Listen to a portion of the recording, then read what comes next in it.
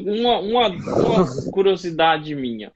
Você que trabalha com Com muitas certeza. reformas e também é aluno nosso, qual que é a principal dificuldade? A principal, deve ter um monte, cada reforma é uma reforma. Eu acho que isso que é a graça do negócio, cada projeto é um projeto.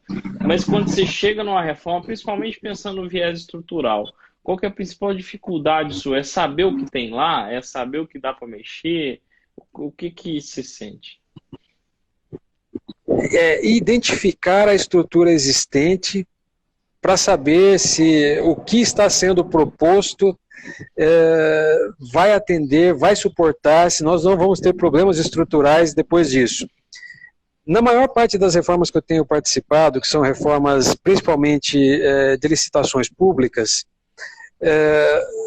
já foi feito um projeto inicial, pelo menos um projeto que foi mandado para licitação, então, Tem alguma em coisa? tese, já tem alguma coisa pronta, dá para trabalhar. Tá. Mas quando é uma reforma totalmente nova, sem nada, o identificar a estrutura, eu acho que é o que assusta mais, na verdade. Eu diria que não só a estrutura, como a fundação, né, cara? Como é que você vai saber, sem nada, exatamente o que está feito na fundação, né? Exatamente, exatamente. Eu tive a coisa aí de uns 4 meses atrás, um contato de uma pessoa lá em Fortaleza, que disse que tinha uma casa e queria construir um segundo pavimento, mas ela queria saber a estrutura necessária. Eu calculo a estrutura, mas eu precisaria saber que fundação você... Ah, não tenho ideia de que fundação eu tenho. Falei, meu Deus, então... e a estrutura? O que você tem de estrutura hoje? Não sei o que tem aqui hoje. Por fim, era um negócio muito rápido e eu estava no interior do Ceará também, eu não tive condições de atender essa questão, então não houve sequência. Mas, sinceramente, eu não sei o que eu teria feito naquele momento ali para identificar o que era a estrutura, o que era a fundação, para poder fazer um cálculo estrutural para um novo pavimento daquela É casa. por isso que sempre que a gente começa nossas maratonas, uma das vantagens do projeto estrutural é essa.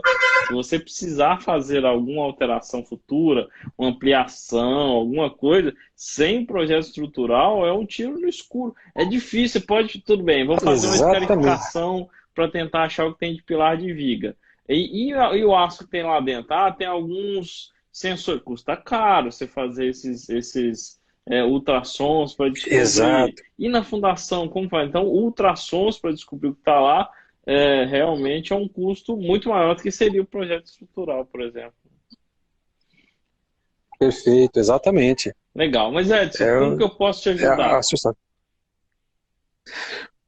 Senhor Rangel, na verdade, como ele disse, eu tenho me voltado agora para a questão do cálculo estrutural. Mas a grande dificuldade que eu tenho, na verdade, é na precificação do projeto. Como estabelecer um preço real. Eu sei que na verdade, definido pelo mercado, né? Não é algo que, no primeiro momento, eu vou estabelecer o meu preço. Eu tenho que seguir a linha do mercado até eu me firmar naquela área para que depois eu possa estabelecer meu próprio preço. Mas, É, mesmo assim, eu diria, me Edson, que assusta tem bastante três o momento formas. quando o cliente chega e pergunta qual é o preço. Sim, pode falar, desculpa. Geralmente tem três formas de fazer o seu preço, precificar o seu projeto. Uma é chute. Perfeito. Chute. O cara chuta. O cara não tem noção nenhuma, chuta um preço e o Chute. chute, muitas vezes o cara chuta e espera ver o que o cliente fala. Aham. E às vezes pegar esse projeto é um risco, porque você chutou, você não sabe os custos que você vai ter. A segunda forma é pelo preço do concorrente. É outra forma. O cara tenta descobrir quanto que os colegas cobraram. Então, aqui na minha região. Ah, e às vezes você descobre pelo chute. Você chuta e o cara fala, pô, mas fulano cobra Per- tanto. Aí você acaba descobrindo o preço do concorrente. E a terceiro é pelo valor, Perfeito, o perfeito. valor do seu projeto. Quer dizer, que é uma escala realmente que talvez demore um pouquinho mais. Por que que, digamos assim, vamos pensar no médico ou no advogado, vamos pensar em outra profissão, só Aham, para a gente ter uma noção. Eles, diferente de nós, têm uma tabela de preço mínimo, né? E a gente até tem perfeito. algumas referências, mas tem um valor de preço mínimo. Só que tem advogado que cobra mais do que o mínimo. Aquilo é o mínimo, o cara cobra mais. O que faz alguém contratar o mais caro e não o que cobra a tabela? Porque ele enxergou o valor do projeto, no caso de um projeto estrutural, é quando eu levo expertise para o meu cliente. Então, por exemplo, vou dar um exemplo. Se nós dois estivermos concorrendo com o mesmo projeto, um projeto de alvenaria estrutural, Perfe- e nós dermos o mesmo Perfeito. atendimento para o cliente, porque atendimento é um dos fatores que fazem o seu preço elevar. O cara que atende bem, que está ali, que está Perfeito. presente. Se tiver o mesmo atendimento, se eu cobrar mais caro que você, provavelmente, se eu conseguir que o cliente enxergue o valor, ele vai fechar comigo. Por quê? Porque eu vou passar a Entendi. percepção para ele que o meu projeto, a obra com o projeto meu, vai sair mais econômica do que com alguém que está começando. E isso você desenvolve valor, e Perfeito. aí você começa a cobrar mais caro do que o concorrente, e o cliente que quer qualidade, ele contrata você. Mas e no começo? Como que você define qual que seria a melhor forma de fazer isso? Uma das formas que eu fiz, que é aquela segunda parte, pelo preço do concorrente, inclusive alunos master têm esse livro, que chama, foi uma Uhum. pesquisa de preço nacional que nós fizemos no início do ano passado e fizemos a Isso. seguinte pergunta para vários calculistas de vários estados: quanto que você cobra em média pelos seus projetos? Porque qual que é a forma de precificação? A forma de precificação normal de projeto estrutural, comum, a que mais é utilizada, eu considero duas coisas: valor por metro quadrado da área construída, tá? E considero a complexidade daquela edificação. São os Perfeito. dois fatores chaves. Então, um colega perguntou assim, qual foi a média de valor por metro quadrado? Para você ter uma ideia, essa média variou de R$ 4 a R$ 18 por metro quadrado para diferentes regiões do país. Isso eu entendo que haja, porque pensa assim, os seus custos para manter um escritório aí no interior do Ceará, aluguel, serviços de limpeza, IPTU, com certeza os seus custos, o seu custo de vida para manter o funcionário são menores do que o meu aqui em Campinas, né? Então é natural que, Perfeito. como Perfeito. meus custos são maiores, o meu preço seja um pouco maior para cobrir isso.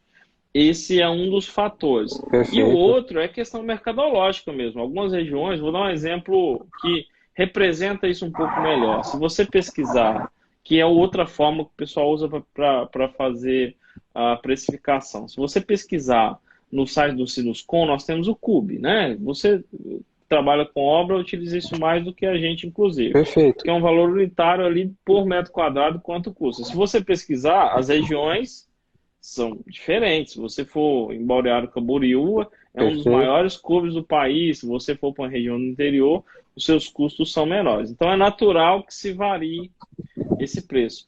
Mas não tanto quanto eu esperava. Eu esperava menos, na verdade. Lá na pesquisa, isso aumentou mais. Então, uma das coisas que eu faria é aonde você vai, onde você está. Angel, eu vou fazer um projeto aqui no interior do Ceará. Vai nessa pesquisa que está disponível e você já tem uma primeira noção que é o valor por metro quadrado nessa região, quanto cobra. E a gente fez, isso varia, se é casa, se é prédio, Sim. se é uma parte comercial. Por quê? Por exemplo, vamos Sim, pensar num sim. prédio. Num prédio, quando eu calculo um prédio, de desenho, é uma forma do pavimento típico que se repete em 20 vezes, por exemplo.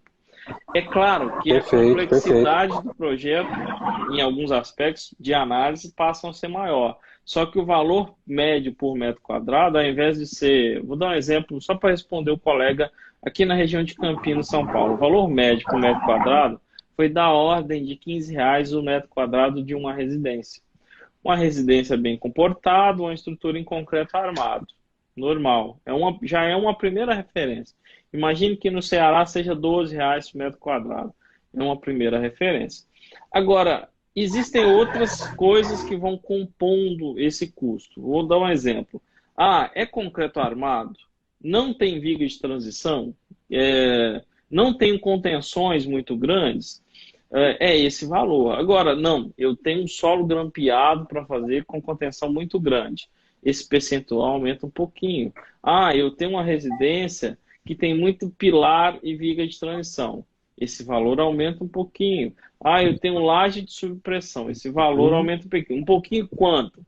Aí, se você for lá no Master, em concreto, eu fiz uma aula de quase 30 minutos só explicando a tabela da ABS. E aí eu vou dar a dica, o pessoal está acompanhando a gente. Se você for no site da ABS, a ABS é a associação, a nossa associação de calculistas, enfim, ela disponibiliza uma tabela. Os valores da tabela, sem dúvida, são valores desejáveis, mas fora do mercado, muito mais alto do que a gente efetivamente consegue cobrar. Mas ele te dá essas referências que eu estou dizendo. Você definiu um preço-alvo, aqui alvo, média na minha região é R$ 12.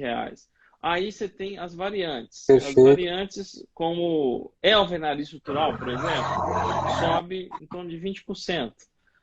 Eu tenho repetição da mesma casa. Outro exemplo que o pessoal pergunta bastante. Angel, é um condomínio de casas. É uma casa de 150 metros quadrados que vai se repetir, sei lá, 40 vezes. Eu cobro uma só? Não. Você cobra a repetição, até porque você pode ter diferenças de fundação. Você tem responsabilidades, todas elas, todo esse processo. Então, você tem, dependendo da quantidade de repetição, você vai cobrar, por exemplo, 25% do preço original em cada casa adicional.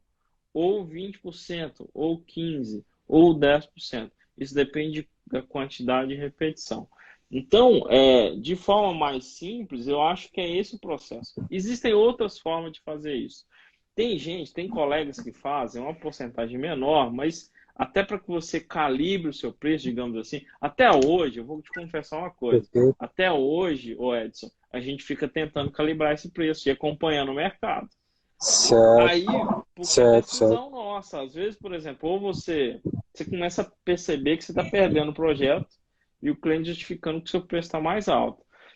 Ou você decide, não, eu prefiro perder, quer dizer, eu não ganhei, mas também não trabalhei, porque eu estou com uma equipe grande, eu sei da minha expertise, ou você dá uma calibrada no preço.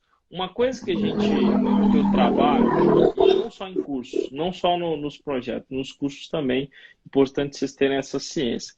Se você tiver que baixar o preço para pegar projetos, se essa é a sua única ferramenta, quer dizer, vou baixar o preço, que daí o cara fecha, provavelmente você não fez a lição de casa nas outras coisas. Vou dar um exemplo.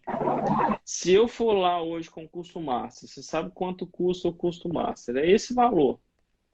Aí o cliente fala, mas tá caro. Mas eu trabalhei outras coisas. Eu trabalhei qualidade, eu trabalhei prova social, eu mostrei para você e te dei uma garantia ainda. Se 7 dias você comprou, não gostou, você pede dinheiro de volta. Comprou, ficou satisfeito, viu o valor.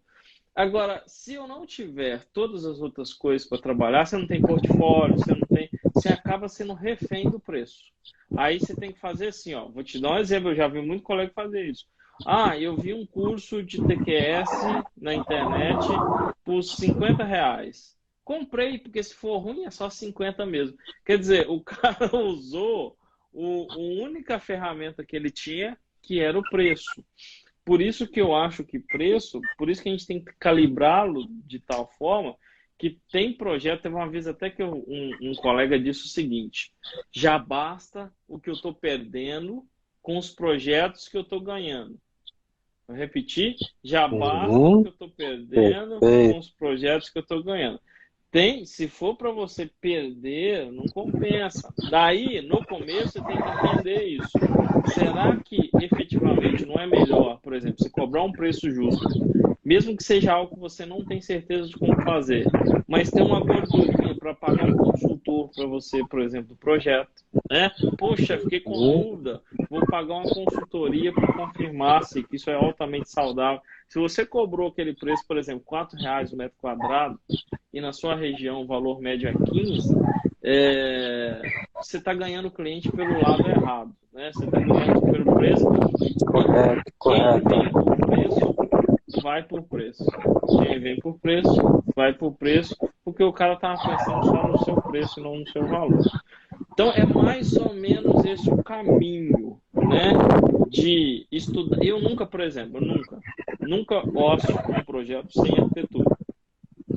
Primeira coisa, vai fazer um orçamento, pede projeto arquitetônico. E especifica com a sua proposta, de acordo com o projeto arquitetônico tal, do dia tal, folha tal. Porque tem muito cliente que depois faz alteração no projeto, você já orçou, não especificou nada na sua proposta, fala, é isso que está valendo. Fala, mas não foi isso que eu orcei. Fala, não é isso que está na sua proposta. Então, faça isso, peça arquitetura, peça cortes, peça o máximo de informação que você puder. Muitas vezes eu já peço, inclusive, um estudo de sondagem, porque já aconteceu, Edson, da gente errar. Eu já errei no preço várias vezes. Não sei quem nunca errou no preço, atira a primeira pedra, né? E você vai errando até acertar. E vai aprendendo qual que é o caminho para que esse erro seja minimizado. A gente orçou uma obra, já aconteceu, de não tínhamos a sondagem. E lá a contenção ia ser uma contenção diretamente em parte do edifício. Só que com a sondagem, com aquele estudo, com o consultor de solo, descobriu que a fundação não. Teria que ser perfil metálico, com tirantes. Enfim, a complexidade do projeto aumentou gigante. E uma construtora, quando você fechou e assinou, fala, mas eu não esperava que ia ser tão complicado. O problema é seu, você assume a responsabilidade. Em casas, acontece isso. Você orça, por exemplo, sem estudo de vizinhança, sem saber o que está acontecendo do lado. E daí tem um vizinho que é um prédio do lado, e que daí a sua fundação muda completamente. Então eu acho que um bom orçamento, Edson, passa por entender quais são os seus custos de escritório, quanto te custa a sua hora, quanto tem o seu custo. Pela definição de uma remuneração alta. Então, por exemplo, um engenheiro júnior, você está no mercado há muito tempo, que executa. Um engenheiro júnior talvez ganhe aí R$ 200 por hora, não sei. Vai subindo para R$ 400, para R$ 800 a hora. Então, você entende a sua expertise e define um valor alto. Já é uma boa forma de definir qual vai ser o seu preço. Custo, remuneração, previsão de tempo para desenvolvimento, não só do projeto, como do atendimento do cliente e da obra. Tá? Tenta esconder um pouquinho o microfone, que o vento está batendo. Aí. Desculpe. Aí, se definiu isso, o quanto você vai gastar de tempo, um dos erros que eu vejo é isso, não lembrar ou não especificar. Imagina assim, ó, vou dar um outro exemplo falando de tempo, isso é importante. Quanto custa uma passagem hoje para ir do Brasil para Nova York, por exemplo? Sei lá, quanto custa? X. E quantas horas demora? 9 horas, 10 horas, 12 horas, por exemplo. Imagine que se você tivesse hoje um novo avião que te leva para Nova York por meia hora, só meia hora daqui lá. Ele leva para o mesmo lugar, só que muito mais rápido. Essa passagem custa o mesmo preço da que demora 12 horas? Não, ela custa mais caro.